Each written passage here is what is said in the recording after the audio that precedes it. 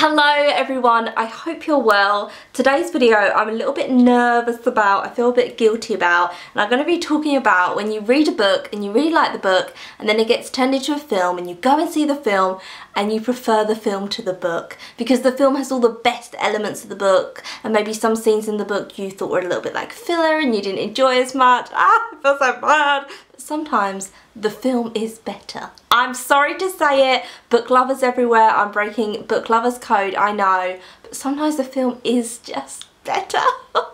So I've got four here, I've got four books that are famous books that got turned into famous films, and I'm going to give you my reasoning why. So you think I'm not some kind of beast. I'll give you reasons why the films are better. So first up, let's start with a very famous one, Stephen King's Misery. This is about a man who crashes his car in the middle of nowhere and he wakes up and is in this woman's house. And he's a very famous author.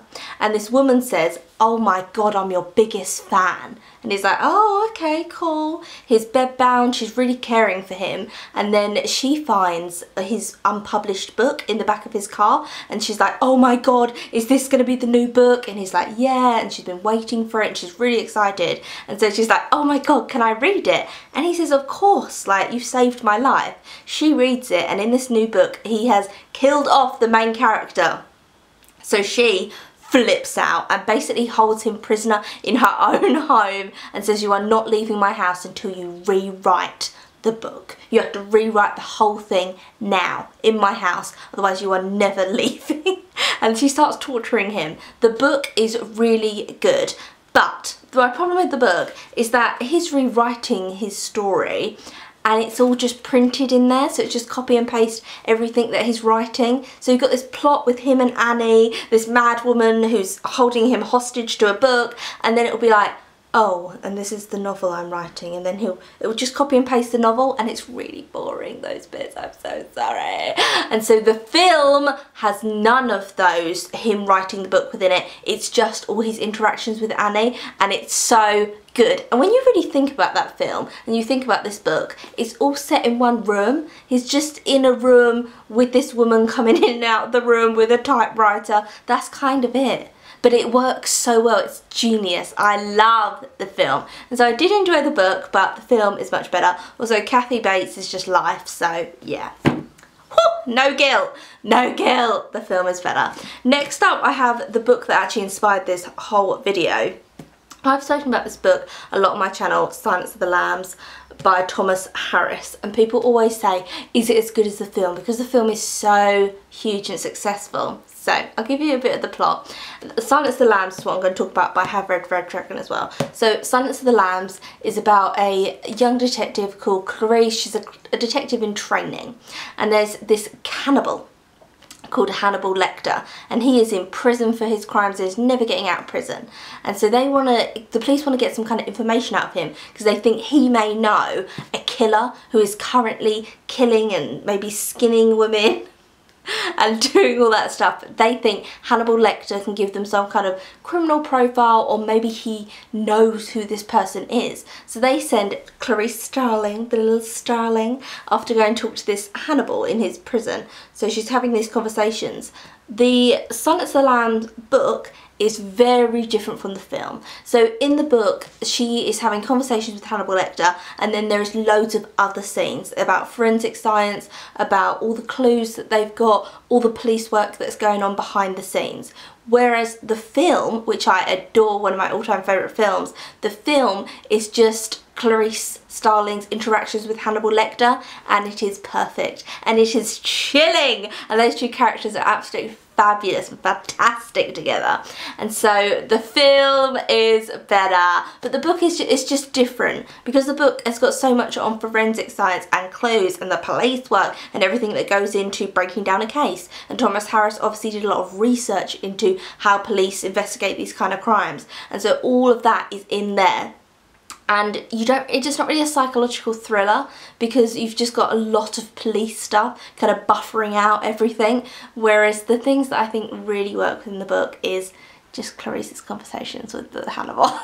Like, that's it. That's all I really enjoyed. I was just waiting for her to go back to the prison and talk to him again. I was just like craving it. And so I can understand why the film just had those conversations. It doesn't really have a lot about police work, so it's not very realistic that like she just talked to him, have a few conversations. Oh my god, she's cracked the case. Like, it's not very realistic, the film, but it's so good. The film is so much better than the book. Sorry, but those are they're very different. Let's trash an English classic while we're at it. English people love this book. It's a classic in this country. Let's trash it. This is The Railway Children by E. Nesbit. Now, this is told from the point of view of 3 siblings. And they are children, and so you don't really know what's going on. You know that their dad's gone away and there's clues dropped as to where he's gone, as an adult would understand, but the children don't really understand what's happened to their dad. They're living with their mum, they haven't got a lot of money, but they're not poor. It's just because of the war they're living a different lifestyle than the time before the war. So it's not really a poverty thing. They're living with their mum, and then they go down to the railway where they will live, and they go and they wave at all the people in the train, and they start waving to this one man in the train, and they're always like, oh, let's wave at him, and he seems so nice, he seems so friendly. It's always go and wave with him. It's like English, quaint, trusting charm.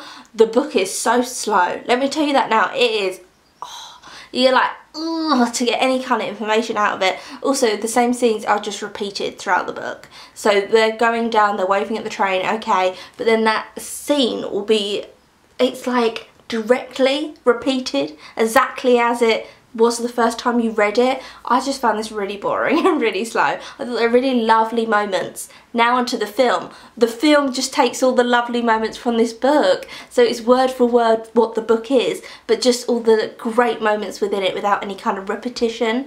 I love the film. I think the Railway Children film is absolutely stunning. Reading the Railway Children, the book, slog. Absolute slog, but the film is so much charm, it's beautiful. The film is much better, but it's not that this book isn't good, it's just the film takes the best elements from the book, and I feel like that's why I think sometimes the film can be better. It's because it doesn't have filler scenes, it doesn't have unnecessary characters, because some characters do have to be cut, and I just sometimes, most of the times the book is like king, but sometimes the films are better. And last but not least is a very famous book and a very famous film. We need to talk about Kevin by Lionel Shriver. This is about a woman writing a series of letters to her ex-husband. They are one way, she's not getting anything back, and she's talking about their son Kevin. What happened to Kevin?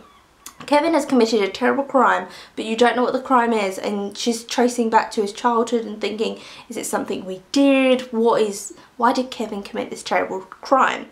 The book is really good. Lionel Shriver is an amazing writer, but at times I felt Lionel Shriver kind of went off on a tangent and just kind of went off in her own world of like beautiful writing, and it was nice, but it got a little bit much. Like, it got a little bit too much away from the plot, and I like frilly writing and stuff like that, but it got way off the plot and the point, and so at times I found this book a bit boring, but I did still enjoy the book. It got turned into a great film with Queen Tilda Swinton, and the boy that actually plays Kevin when he's a teenager, he's really famous now, and he was really good in that film.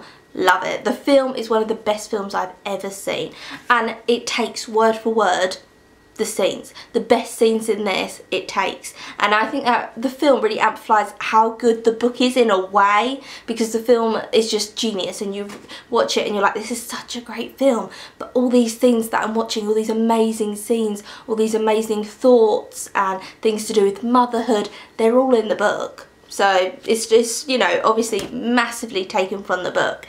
And that is it. That is the end of this video. Sometimes, oh my god, I sounded like a sheep. Sometimes the films are just better than the books. But I think it's because, it's not because they change it completely, it's because they take the best elements of the book. Tell me down below what book you would say the film is better than the book. So leave that down below. And that is it. I will see you again soon for another video. I make videos Monday, Wednesday and Friday, and I will see you very soon.